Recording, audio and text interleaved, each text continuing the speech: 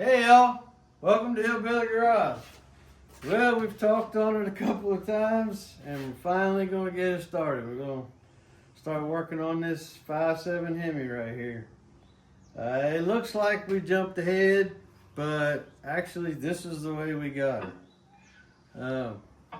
Guy we bought it off of, his son, he broke a valve spring and they didn't know what exactly was wrong with it, and they bought a used engine, and instead of running this couple hours back to where they bought the engine, they just sold it to us what the core would have been. So, but they had already taken it apart, heads off of it and stuff, and so anyway, this is the way we got it. But we're gonna continue with the tear down, get this thing completely apart, inspect it all up, make sure everything's in good shape.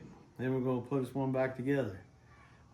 Before we get too far into it, I want to remind everybody to like and subscribe. Please, if you're watching this, go ahead and subscribe now. Just hit the button, don't cost nothing. Helps the channel.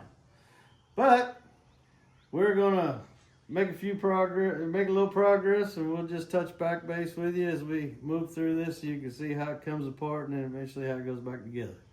Back in a minute. All right, y'all. Let's go ahead and get on into this a little bit. Again, sorry that it looks like we jumped ahead, but that's the way we got it. So this is where we're going to pick up. But this might be helpful to anyone that's never changed an oil pump or might be interested in doing a cam swap, in the truck or out, either way, or in the car. So take a look at what this stuff looks like and get into getting it tore apart. And first thing we're going to start with is we're going to get this oil pan broke loose and dropped, and hopefully we don't run into any bad findings when we get this opened up. But here would be where your front cover would be. Front cover bolts around the perimeter right through here. It's aluminum cover. It's also bolted to the front of the pan. So you'd have to take these bolts out, a couple dowel pins. But in order to do anything in here, you would have to take that off. Cam swap, oil pump. Now, you don't necessarily have to take the oil pan off if you're doing a cam swap, but reason being is if you're not doing anything with your oil pump or anything, you can actually pin your chain adjuster back, take your cam bolt out, just put you a zip tie or two around the chain, and you can just take it, lay it over, and then you can get your cam out. But when I did the cam swap in old red there, even though I didn't really suspect there'd be any problems, I wanted to see what it looked like in the oil pan just to make extra sure. And what I found was good news. There wasn't, any metal deposits or anything like that. But the difference is I know that for sure now. Now, on trucks, you got a rear sump oil pan like this one. And on cars, you have a front sump pan. And the reason that makes a difference is in the pickup tubes. Because obviously with a rear sump, the pickup tube is going to be in the back, but they both attach to the oil pump in the exact same place. So in order to get this oil pump off, you have to take the bolt out of the pan or out of the pickup tube, which means you at least have to lower the front of the oil pan. But if you were to want to get the pickup tube out or drop the pan, then you would need to take it all the way apart. Now,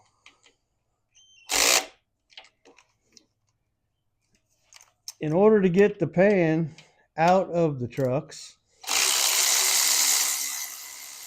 you cannot take it out with the pickup tube in place. So, if you want to take the pan out, then you have to disconnect the pickup tube. And in order to pick the pickup tube, get it disconnected, you got to lower the oil pan. So, and getting that pickup tube out from under the truck,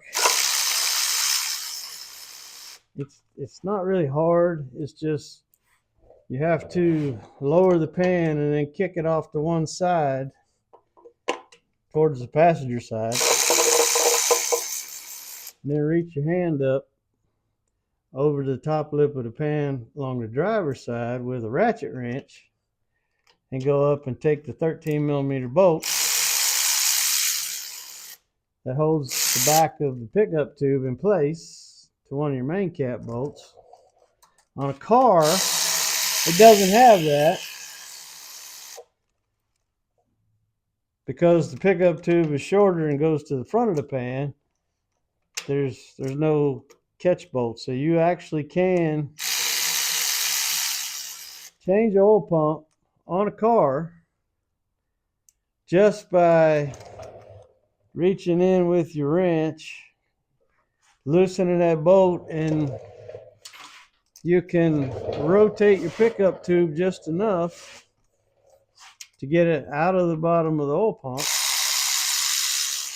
so the oil pump will slide off the crankshaft. But like I said, in a truck, you can't do it. You have to lower the pan and the pickup tube in order to get the oil pump out. You don't necessarily have to take the pan off, but you do have to move it.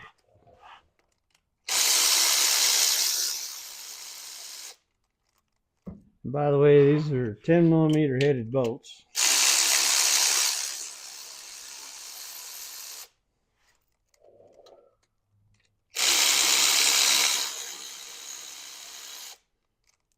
They go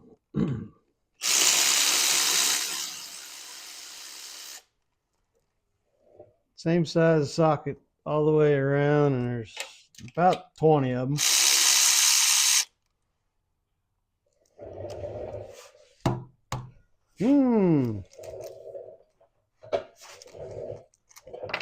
That baby's gonna be sitting in there good. Did I leave one over here? Nope. Now sometimes get a little crazy with the RTV if somebody's ever had this pan off before. But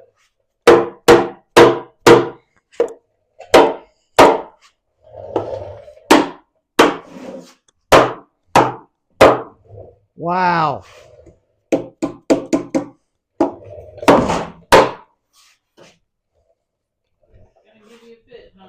Yeah, this one is good and stuck, so I would imagine this one didn't have any leaking issues.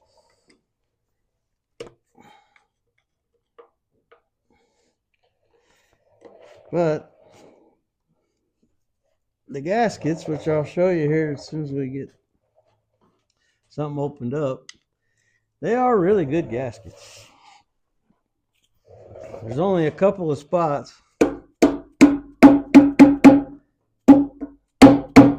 where you need to put a little bit of RTV, but that's only where, right here where your front timing cover and your block meet where this pan is, you need a little RTV here. And then on the back where your rear main seal housing is, you put a little at those joining places. But other than that, it don't need it. There we go.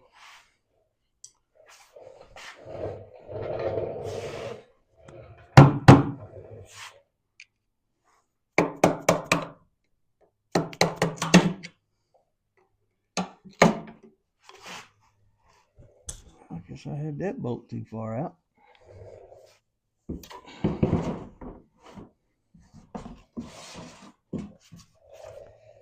That don't look too bad. A little bit of sludge in it, but nothing major. What you would expect from something that's been running a little while. Now, you can see here is the bolt that holds your pickup tube to your oil pump. You can see Ghost is running my tray around. You can see the way it lines up with this gasket. That bolt head it's hard to get to without dropping that down. And that other bolt that I was telling you about is back here. If you'll drop down there and show them that.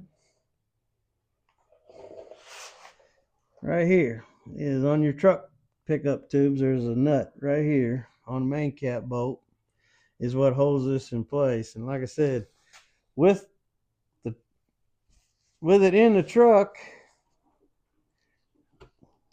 you'll not be able to get the pan to come out across the cross member with that pickup tube in place.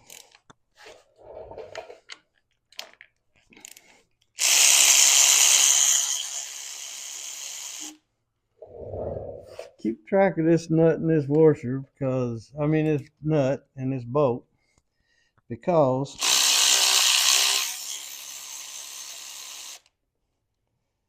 this nut is actually a locking nut so that you don't fall off in the oil pan and end up circulating through the system. And there is your truck pickup tube. And what you'll notice is right here, come on off there. You see this O-ring? It's a blue O-ring. And this, if you're having any kind of oil pressure issues, especially if you didn't have any in the past and then all of a sudden you've got some, it's a possibility that this O-ring could have gotten deformed, cut, dried out and split or something, because that seal right there is critical for oil pressure. But you also replace that every time you take it out. Don't try to reuse it. You might get away with it. Then again, you might not. And that's really not going to be.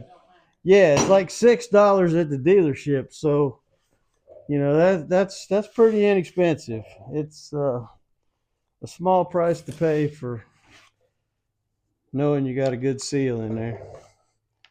We'll see if we can't get this crank bolt pop loose.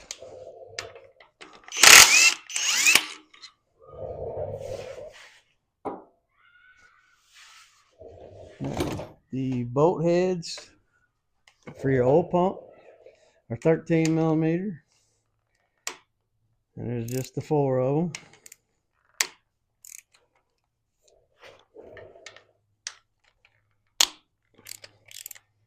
And I do highly recommend that if you have any kind of questions about your oil pump, or you just want to change it, which is a great idea, because they say some of the problem with the lifter issues is not enough oil circulating, especially at idle speeds.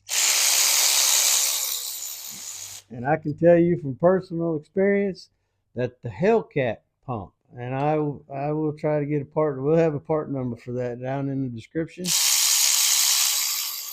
You can order it through Mopar, or you can actually order it through Summit. You can order it through Jeg, and it is the actual factory pump that they put in the Hellcat motors.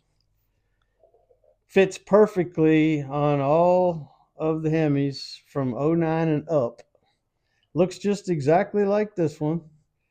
And there may or may not be anything wrong with this pump, but I don't know anything about it. I never saw this engine run, so I don't know. So we will not be reusing this pump, even though it's probably a shame, because there's probably nothing wrong with it.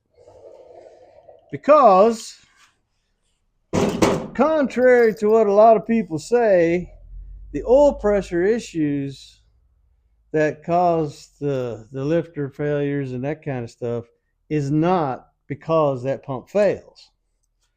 It's just that the standard volume pump, it's fine for most normal applications, except for where you do a lot of excessive idling and stuff, because that's really where the problem comes from, is from too much idling. Now, again, there should have only been a little bit of RTV here, right here, but this thing seems to be stuck. And they say that these gaskets are not reusable, but I'll tell you, I have reused them a time or two. If they're not stuck like this and you don't have to pry them off and it just falls off, then there's nothing wrong with it. As long as you check it and your mating surface rubber that's built onto them is all intact, then you can use it. But like I said, use your best judgment. Look it over. If you got any question whatsoever that it might not be good, well, don't reuse it. But if you look it over, it looks good. You don't find any torn places, in your mating material, then you're probably going to be in good shape. But like I said, this one has been glued in place, and I'm bending it trying to get it loose, so we will not be reusing this one.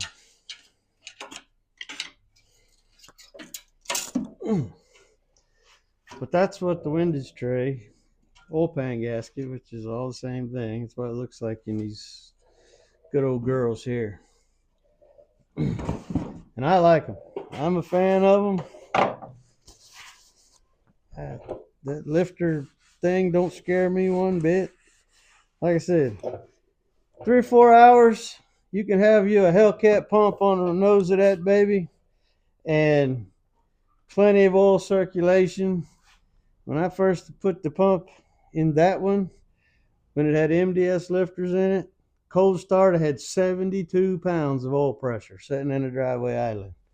When it got warmed up at the traffic light, sitting in gear, had 36 pounds. That is plenty to keep your MDS lifters completely oiled all the time. No problem.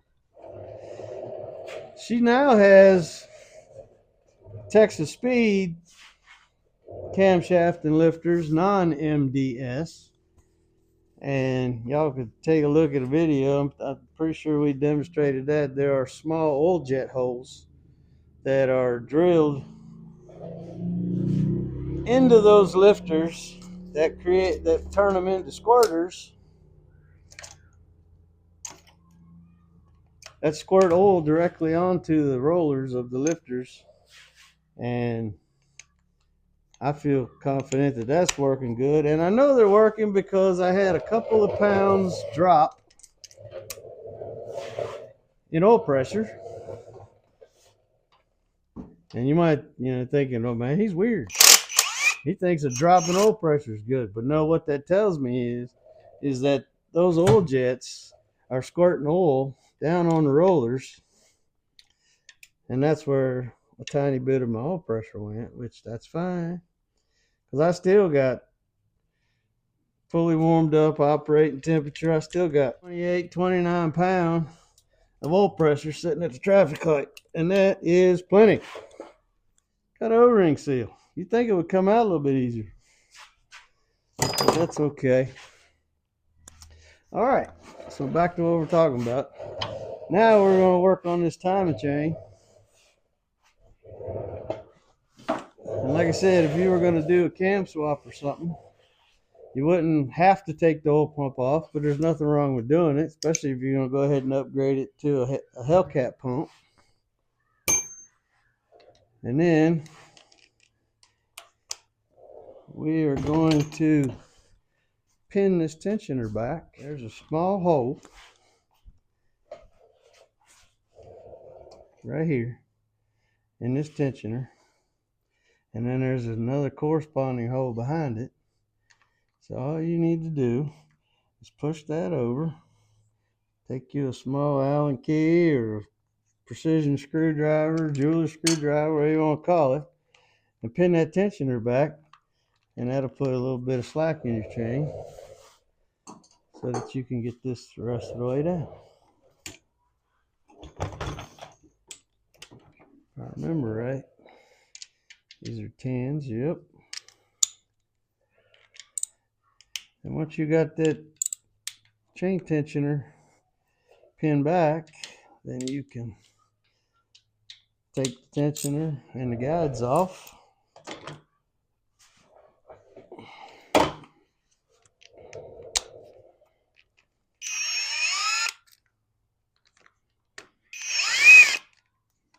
Now you can pull these bolts out and just let that thing go, but then it's probably no good and you're probably going to want to get you another one. But you can look at this one, and I don't know if y'all can see in that glare, but there is like almost no wear at all on that, which is good. We're going to go ahead and we're going to get this guide out of here.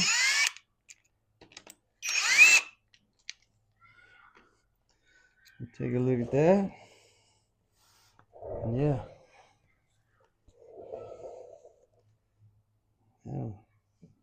Almost nothing. I mean, that thing's beautiful. Again, we don't know enough about this thing to know, so we're not going to reuse it, but if it was mine, I would. No big deal. All right, so now we got to get that bolt. I know it's not a 21. I believe it's an 18 or a 19.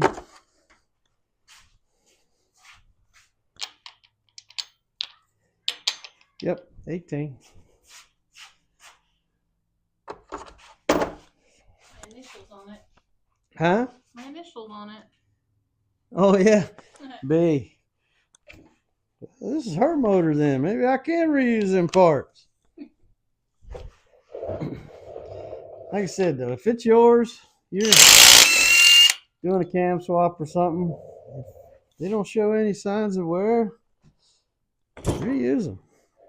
I mean, these timing components on these Hemis, they're tough. You know, I may lock this phaser out and use it on a future project because, you know, if it's locked out, then I'm not worried about it. But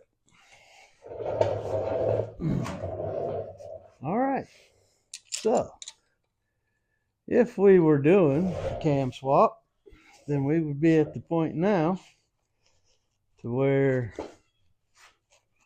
we'd be ready to take a look at it. Now, when we tore old Red down, right after we first bought it, when we were chasing our oil pressure issues, this was the culprit right here.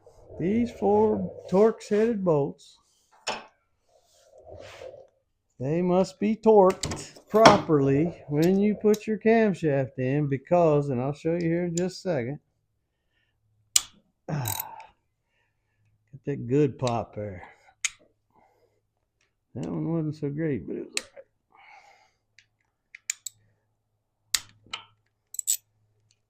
all right. These bolts are small but mighty because they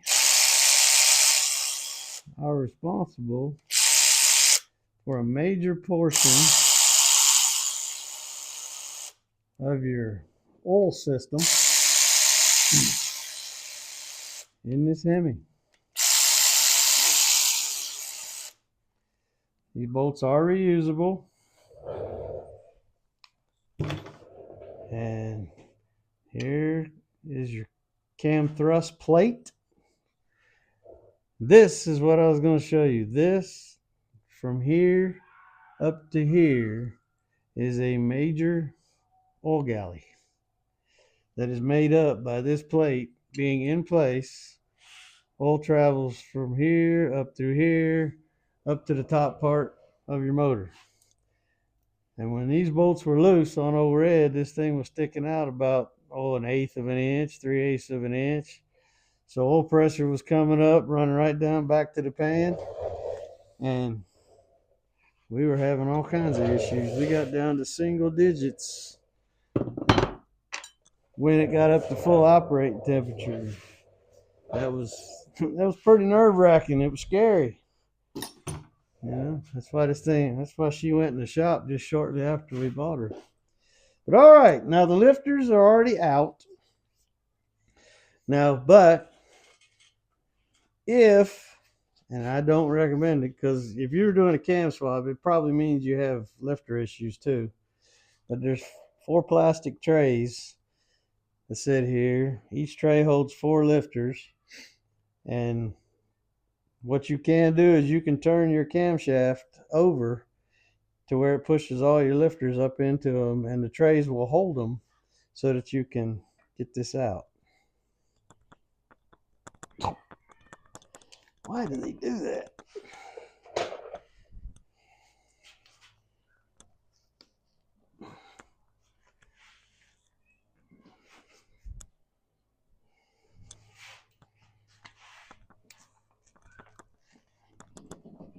It does that to me every time. It goes to drop out of that back bearing back there, and it creates a suction that causes it to bite.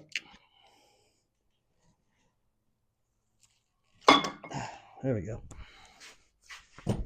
Just get you something between your pin and your... Oh, wow. Wait, hold on. What is that? That is corrosion. Wow. I've never seen that before, have we? No. That is weird. Oh, it's all Bunch over of the it. It's lifter. all over it.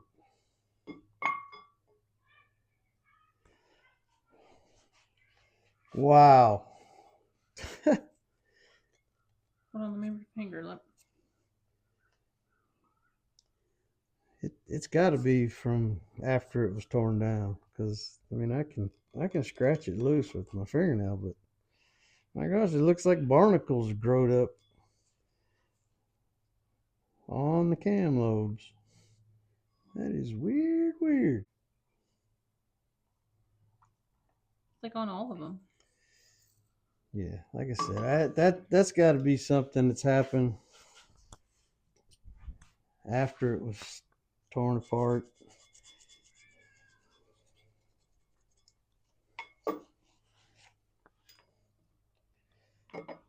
But, well, I don't know. That's some pretty hefty pitting right there.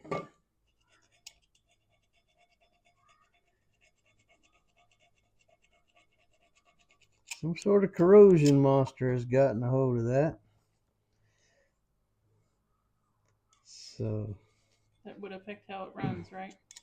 it would. And what this, well, it wouldn't have been this way, but what this is showing is sometimes the failures on these camshafts is because of the hardening coating that these are treated for. Sometimes it peels, and once it peels, then you got raw material that can corrode, and that's what we have here. Now, if the motor would have been running or continue to run, this corrosion wouldn't have built up, but the coating would have continued to flake off until finally the lobes started to get worn more and more. So it would have ran, but it would have failed at some point. But I do believe that this camshaft can be saved. Maybe. I can't tell exactly how deep that is, but when a camshaft gets turned, they can restore lift by reducing the base circle to make up for that. But I don't know. We'll see. Let's send it off and see what happens. Either it'll get fixed or it'll get replaced, one of the two. But, so, if you were doing a camshaft, you would have that out. And I don't care what anybody else says. Don't go with, well, if I don't look at my cam bearings, they're fine. I don't believe in that at all. Problem is if you're trying to do a cam swap in your vehicle and you're not set up to change out cam bearings, or you're doing it in the vehicle, then that's going to make it extremely difficult. But in all honesty, even though there is some wear that you can see right here on this number 1 bearing, it's not horrible. You know, you can't feel it with your fingernail. And most of it is because of the way the journals are made on here. That's why you have the uneven colorings. So it's minimal. That's my point. It's very, very minimal. And looking up in here, I know this is not really something that y'all could see.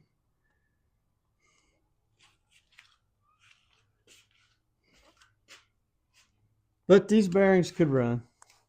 I mean, I don't know how well y'all can see up in there. Shine the light. But there's no gouges, no pits. It's just normal, normal running wear. So you'd be okay with these. Just go ahead and lube up that camshaft, slide her back in there, and then reverse your operations. Put your, line your pin up to match up with your camshaft sprocket, because you would have set it to top dead center before you started all this stuff, and you just reverse your operations and go back together with it. But because of what we're doing, we're going to continue working towards tearing this old girl down. If I can find what I do with my crank bolt, sitting here, snake it bit me, right? Oh, that. I like to put some sort of a spacer on there.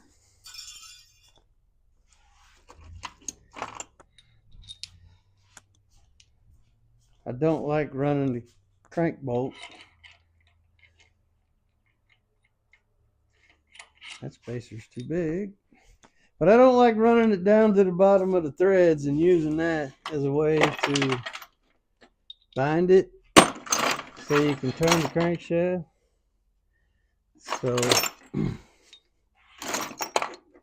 there it is. Whoop, wrong one. Hold on a minute. Let me fix this up right quick. A lot of times I use black iron pipe to make spacers out of. It's cheap. It's easy to pick up at the hardware store. You buy it in whatever length you want.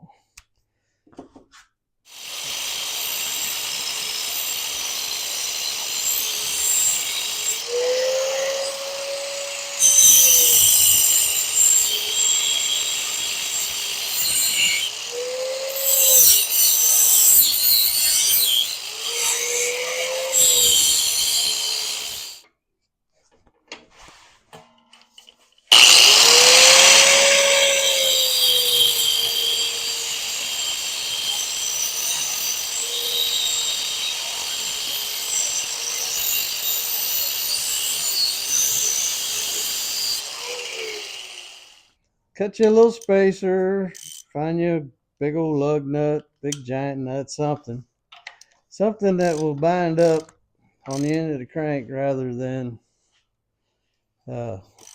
running your crank bolt down to the bottom of the threads, because that's just not good for your bolts. Not good, because when you mushroom the end of the threads and then you bring it back out, it's going to drag itself all the way through and booger up your threads. So you don't want that.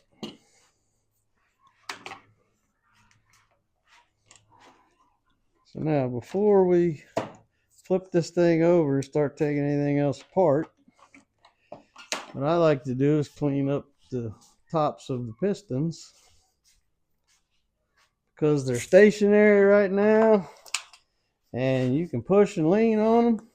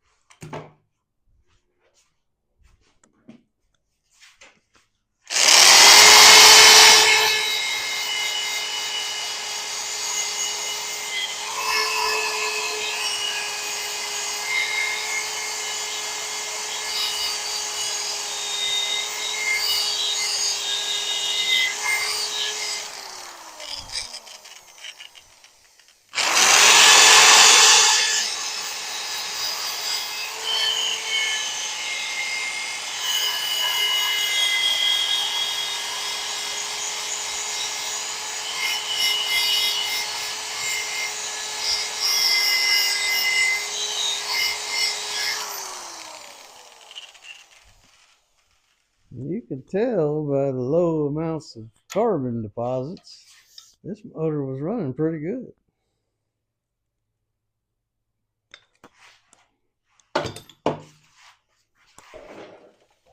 And in most cases, you will find indicators somewhere on your pistons to show you which way they face in the motor.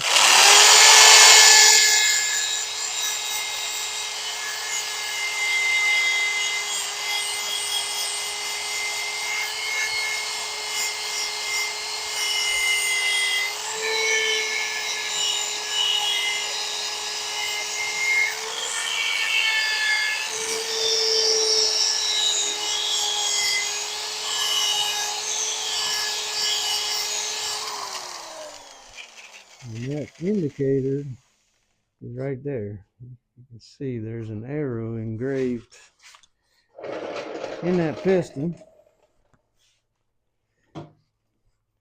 And on the driver's side of the motor, they're on the bottom. But on the passenger side of the motor, they're on the top because the pistons are actually all the same. It's just you put it on the connecting rods different.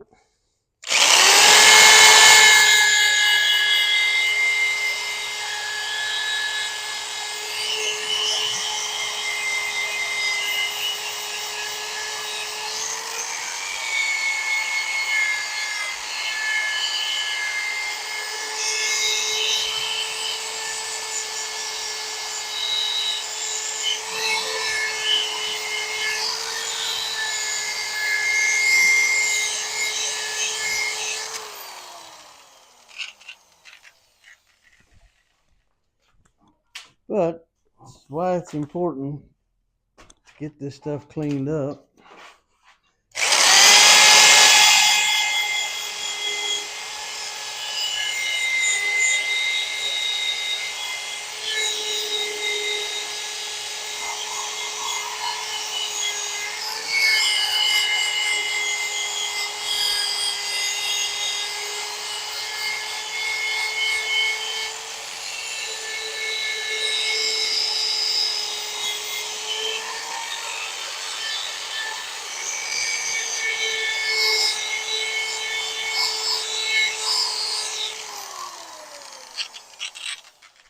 I am using a brass wire brush because it is less less invasive, less damaging to the aluminum.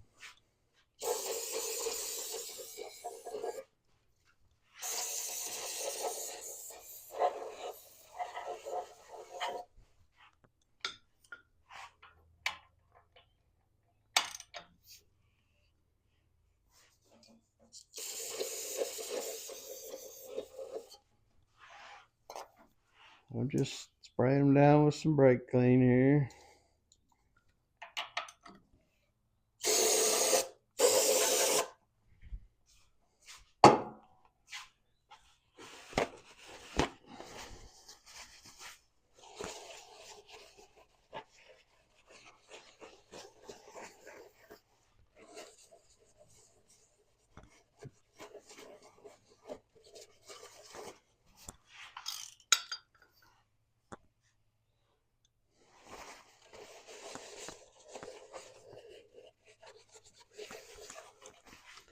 Now, got them all real good and clean. We'll get our handy dandy paint pen.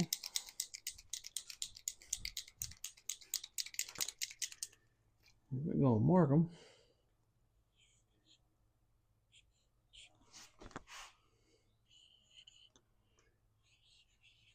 2, 4, 6, and 8. And 1, 3, 5, and 7. So that way, when we take them out of there and run them through the parts cleaner and clean the ring lands and all that, then won't have any trouble telling where they're going to go back. All right, let's turn this whole girl over and see what we got underneath here. Huh? You need to take the fuel filter off. You mean the oil filter? Yeah, that's what I meant. Yeah, go ahead and yank it off real quick. She's right, though. I did get my oil filter wrench, so I could get that out of my way.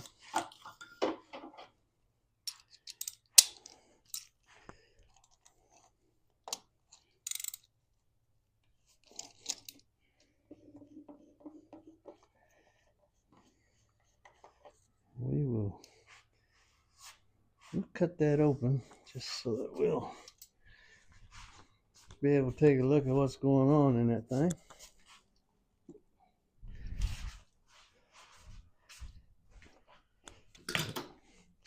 I want to see what she looks like underneath.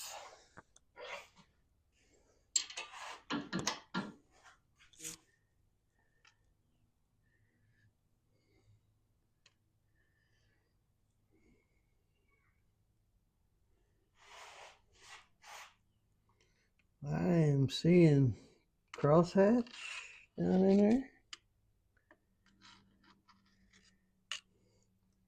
there.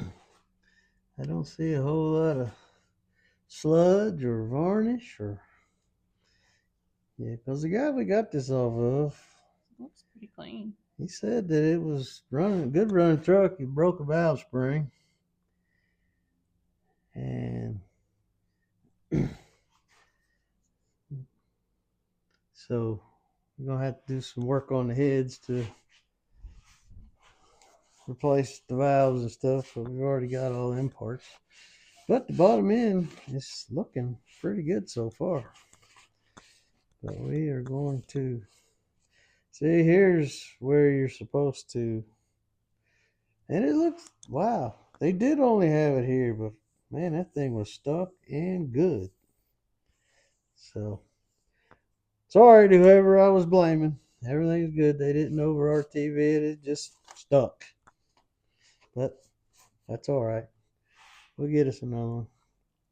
All right, well, I'm going to get this rear main seal off of this thing.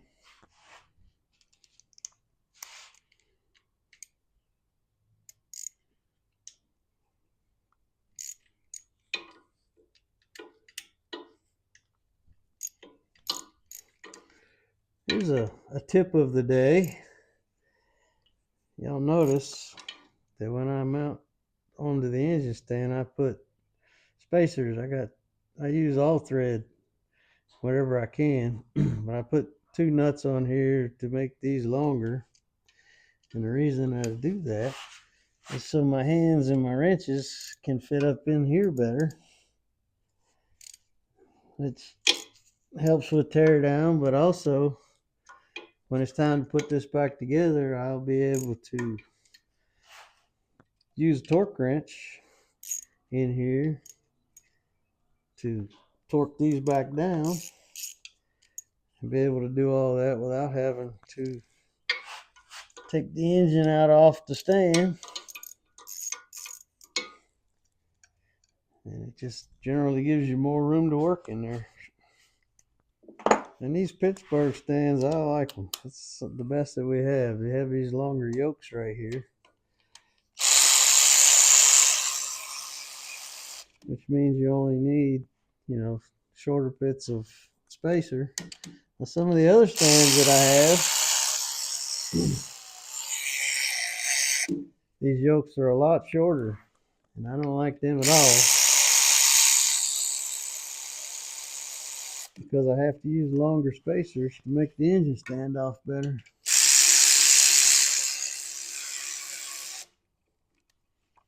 Now, something else you can do if you get the right size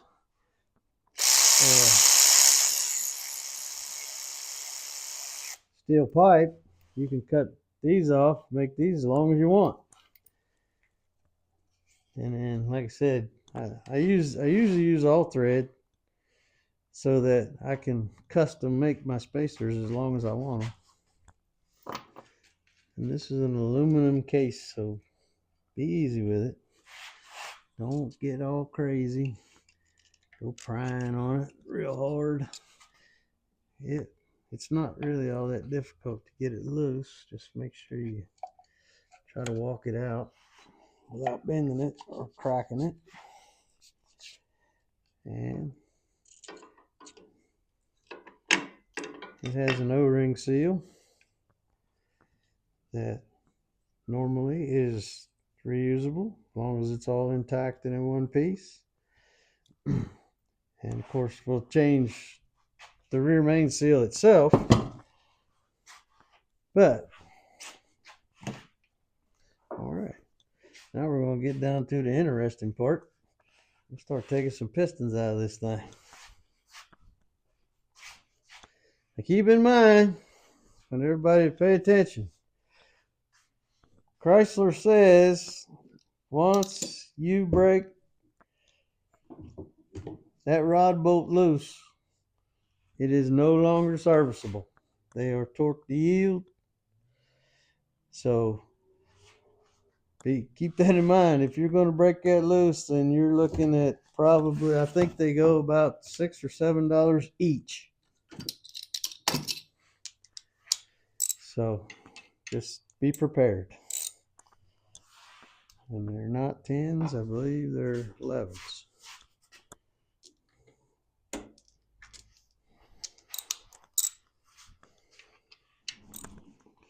I'm going to have some more leverage.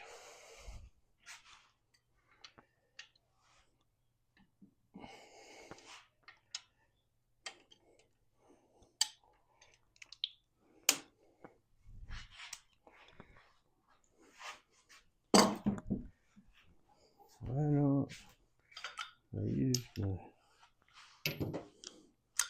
leverage ratchet.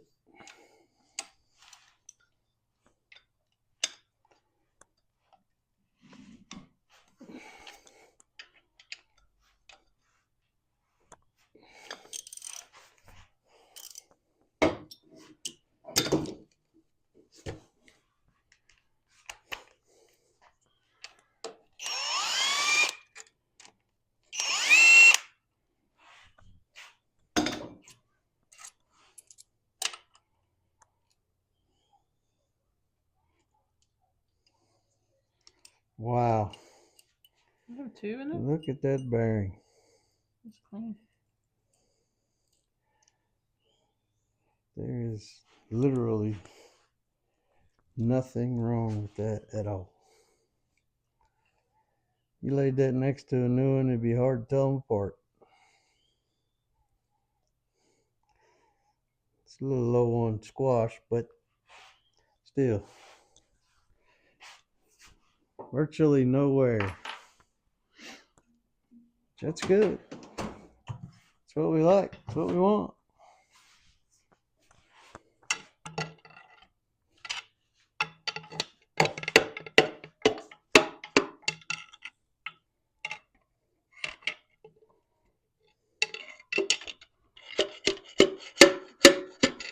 Coming out nice and easy. Just watch your rod there. You don't want it getting hung on the end of your cylinder skirt.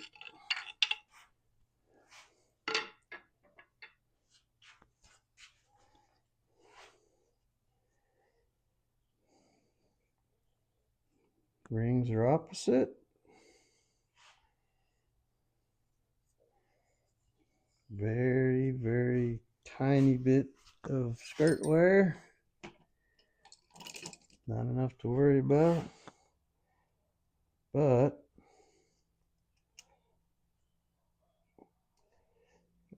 O-ring, not stuck, but certainly not moving freely. Got a lot of buildup in behind it. You can see that there.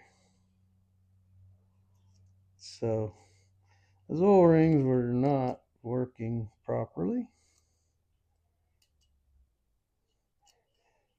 But we've discovered that.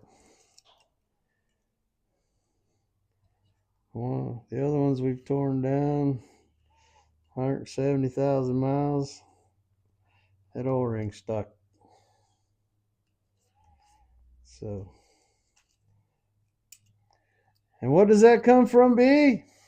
Not changing your oil. Not changing your oil. And sadly, what we've also discovered is changing your oil on the Chrysler recommended schedule is not good enough either. 1,000 is okay, but Chrysler says 9,000. Some of them are 10, whatever. No, don't y'all believe that.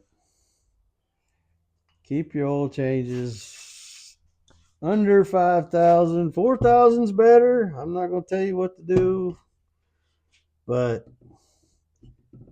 that's how we do it now. We go 4,000 miles on our Hemis. And don't forget that these rods are cracked rods, so they only go together one way. So you can look, you have a lot of shoulder on this side, little to no shoulder over there. You just match up the shoulder parts and you look for witness marks where your cracks go together. And when they go back together right, the lines disappear. Now I'm going to throw these in here, but again, we'll not be reusing them. I have heard tell of some people that say that you can. Because they also say that, you know, the head bolts are not reusable. The main cap bolts are not reusable, but I do reuse those. Especially the head bolts. A lot of people say they're not, but they're fine. But this being a smaller diameter bolt, it's got a, you know, they're not as heavy duty as the main cap bolts and the head bolts. So it's just not worth the risk. I know it's an expensive investment. I get it. I don't like it either. But we just can't take that risk. We don't want to put this thing all back together and then throw a rod. Because when I took old Red apart, I don't know, there was no rod bolts on the receipt that fella gave me. And we found one rod bolt that was so loose that the weight of the handle turned it. I didn't have to break on it at all. So is that because he left it loose, or is that because it failed? I don't know the answer to that question. I can tell you what I speculate, and I guess you could probably guess that. Oh yeah, these things slide out like butter.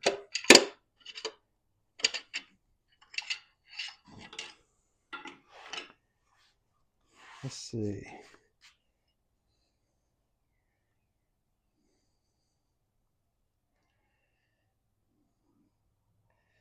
Can't find the ring gap. Oh, top ring is stuck, people. It is stuck. It ain't turning.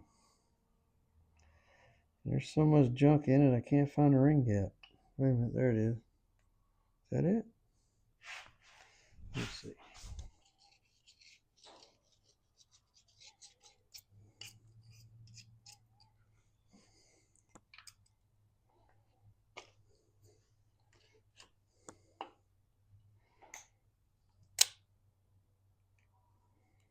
Yep, that was the ring gap. Top ring was completely stuck. What does that mean? That means that due to lack of oil changes, sludgy oil, run too long, oil rings not working like they're supposed to. That means they're not keeping the oil scraped down off the cylinder walls, and it gets up in the ring lands and it bakes it, and then there's so much trash in there that the ring won't turn anymore. The rings are supposed to turn freely, round and round.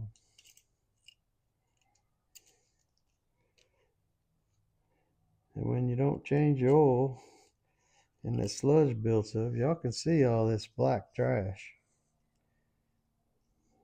See, I can scrape it out of there. It's just bogging things up. And once it starts, there's not a whole lot you can do to stop it. You can try to use things like seafoam or Berryman's and try to get it cleaned up. But the best thing to do is to change your oil on time. Don't let it get ahead of you, because these are the parts of the engine that you're not going to see have failed until it's too late, until you're doing this. Because you can't take the pan off and look up in there and see those rings, and you can't see them from anywhere until the piston is actually out of the cylinder. And let's just be honest, ain't none of us pulling pistons doing regular maintenance. So the only thing you can do is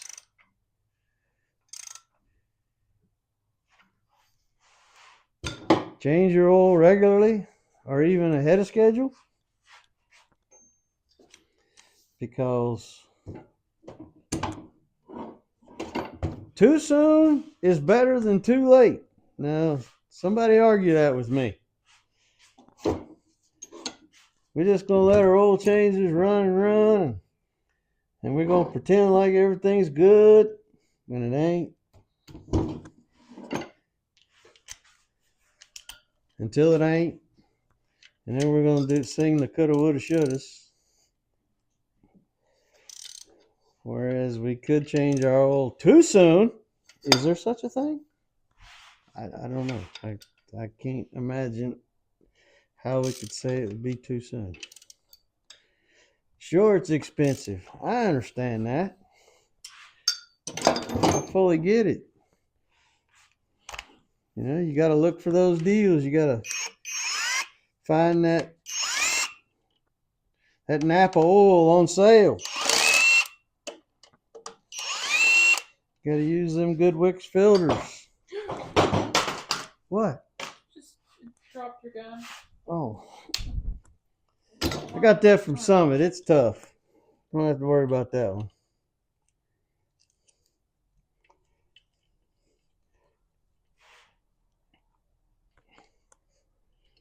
Let go. It's got that good oil suction on it.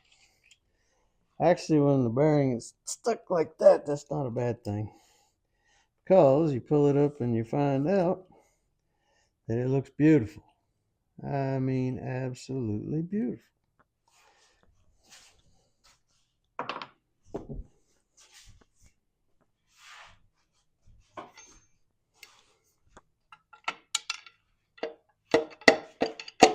Nice gentle taps. No need to beat the you know what out of it. If it's hard to get out, then we probably got more problems. Well, O-rings are not, the ring gaps are not far enough apart, but that mostly has to do with the fact that this second ring is stuck. Look here, I'm pushing on this end and the other end won't move.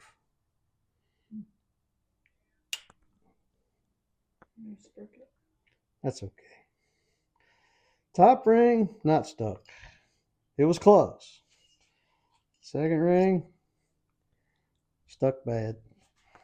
O-ring, not so good. Not completely stuck, but enough. Thankfully, though, the wrist pins feel really good. They're not binding.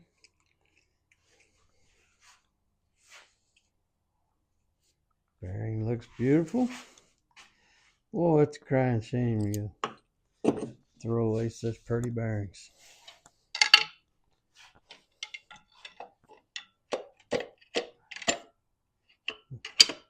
It's really nice how good these things are sliding out. I mean, it just tells you that you don't have problems with your bores. Your wrist pins aren't froze up. Piston rings right next to each other. They're not stuck, but they weren't rotating properly, that's for sure. O-ring tight. Expanders. Oh, look. The expanders and the scraper are all lined up dead in a row. I promise I didn't push them. That's just the way they were laying. So piston rings were not rotating properly.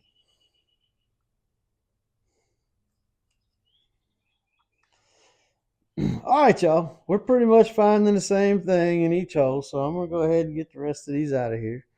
I'm sure y'all don't want to go through the painstaking of each and every one. We'll be back just a bit. Alrighty. Got the rest of the pistons out. It was more of the same. A few stuck a few stuck O-rings, a couple of top rings. So just pretty much what we saw at the very first part. But the bearings are all amazing. I mean, it is a crying shame that these are going in the trash, because you lay them next to a new one and you really ain't gonna be able to tell the difference. But that's the way the cookie crumbles sometimes. But now we're gonna go ahead and get this crankshaft out of here, and we do that, we'll go ahead and break all these skirt bolts loose. If I get the right socket, it'll help. Nice thing about these Hemis is they've got the deep skirts with all your main caps have side skirt bolts. Makes them real good and stout.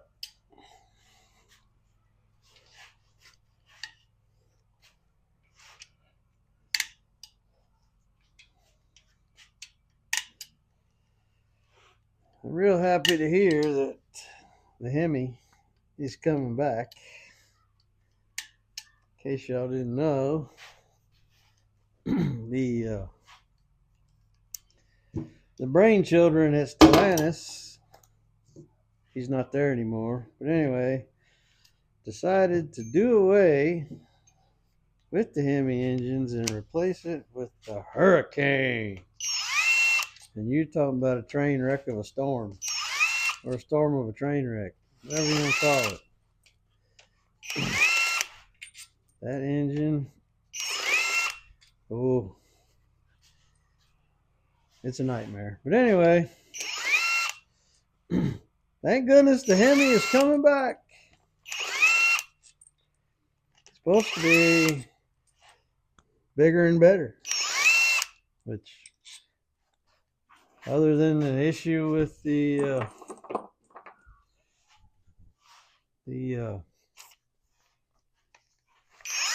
MDS lifters and stuff, which they're supposedly doing away with, thank the good Lord, then everything should be good. Y'all may remember this socket that I made. Took a 15 millimeter sacrificial one, cut a 1 inch socket, slid the 15 in there, welded it all together so that it fits underneath that one bolt that's in your way, because your regular socket won't fit on it. Oh.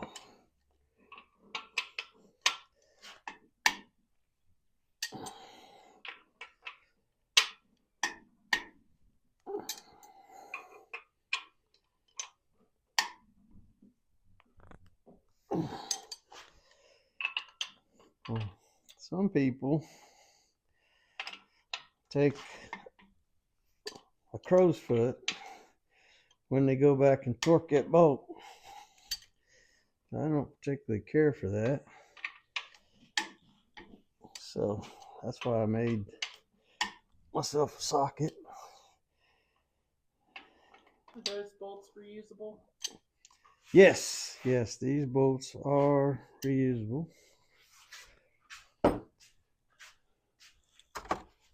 The only shortfall to that is that big old fat socket doesn't fit very well down here behind the reluctor wheel. But minor inconvenience.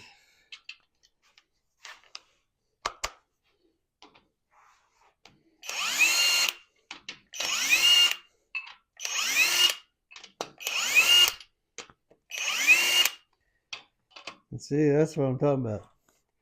That socket won't go down on there. It won't fit past this shoulder right here. That's why something different is necessary.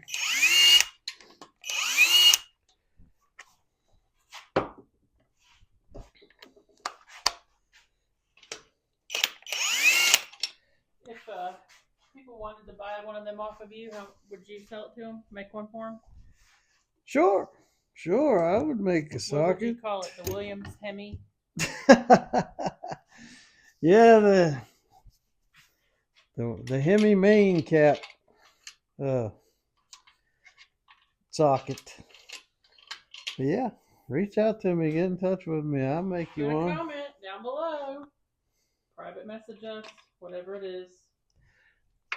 We'll make one of these bad boys for you.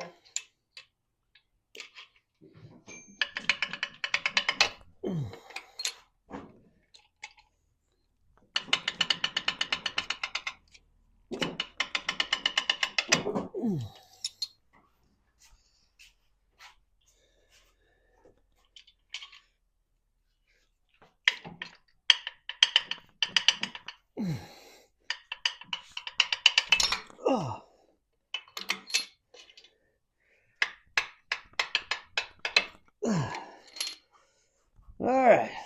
take a look at what we got here.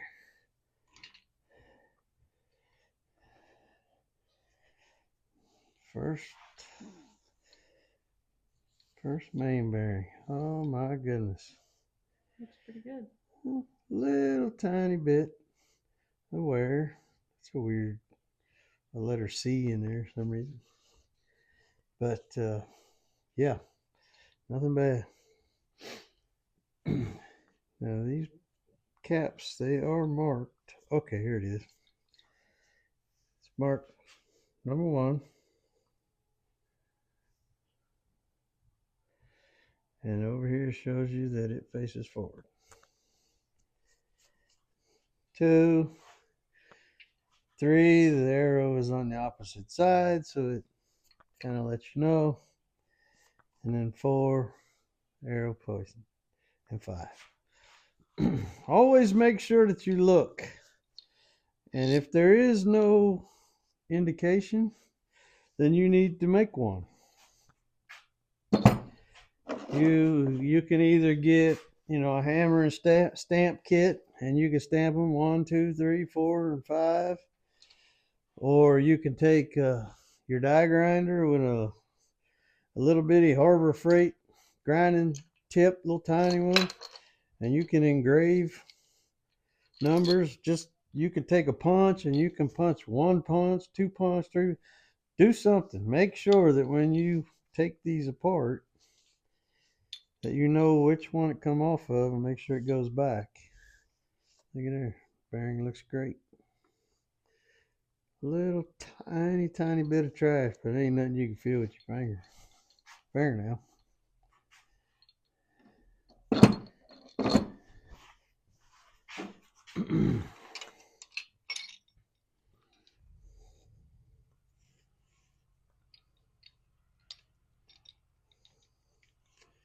Yep.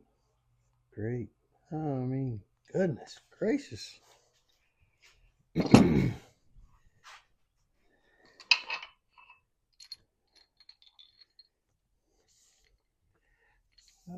Yeah, that one actually showed just a tiny bit, but you can't even really catch. You can kind of almost catch it, but yeah, the bearings in this motor are fantastic. Overall, this has been a pretty clean motor. It really has. A little bit of trash there.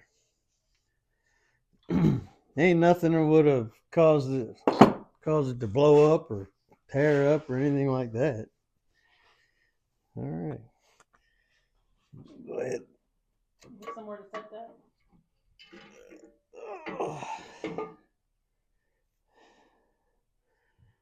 Huh. This crankshaft knew what I was going to do.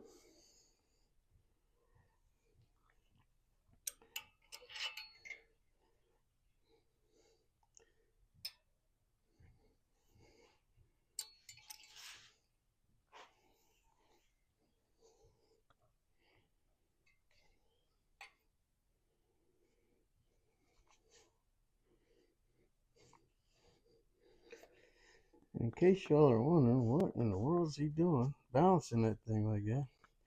I'm going to set it back down here without the mains in the center, because I'm going to check and make sure that this crankshaft is not bent.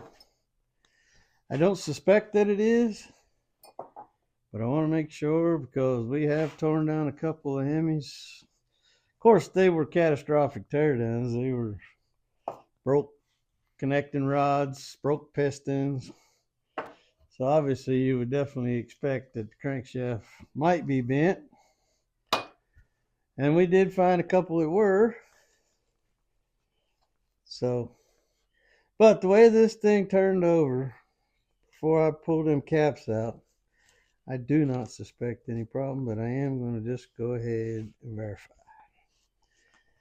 So I'll know beyond a shadow of a doubt.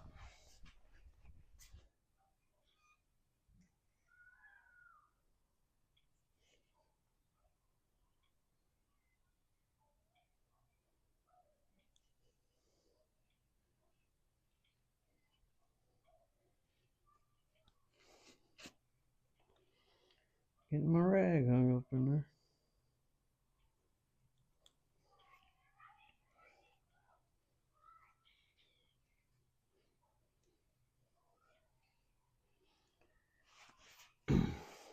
Oh, that's beautiful. Show me the gauge. Huh? What's the gauge mean? When the gauge does not move, that means that this thing is perfectly straight. If there was some run out, it would make that needle move up and down, and it would cause for, that would mean it had run out.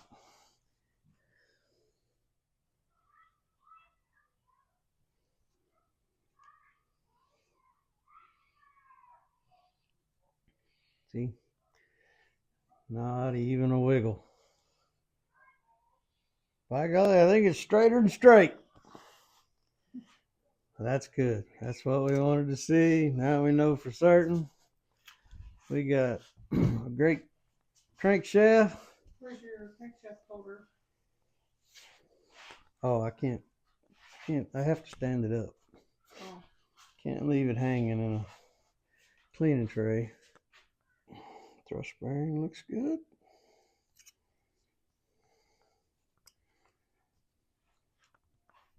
So everything looks really good here. Main bearings, little tiny bits of scarring, but nothing that was catastrophic. Crankshaft straight. Did find some stuck rings, which, that's what we're finding in these high mileage Hemis. Same exact thing when we did Henrietta. The bearings all look fantastic, but the rings were stuck. So, change your oil, folks. That's the tip of the day. Change your oil. Run some sort of little engine oil cleaner through them at oil change time. See if you can't get some of that sludge up and out of there. Alrighty, so we've got a good candidate for a refresh here, and we'll walk you all the way through that. But what we're going to do next is we're going to do a complete camshaft bearing removal and reinstallation from start to finish. That'll be what we do next. So y'all come back, visit with us on that one. Please subscribe if you haven't already, and if you ain't, why not?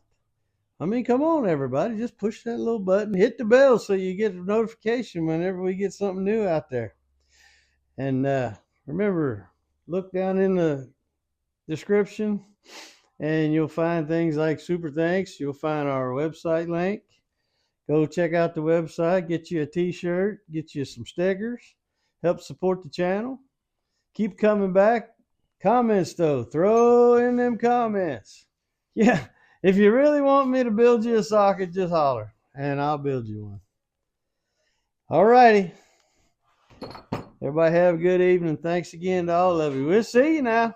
Bye.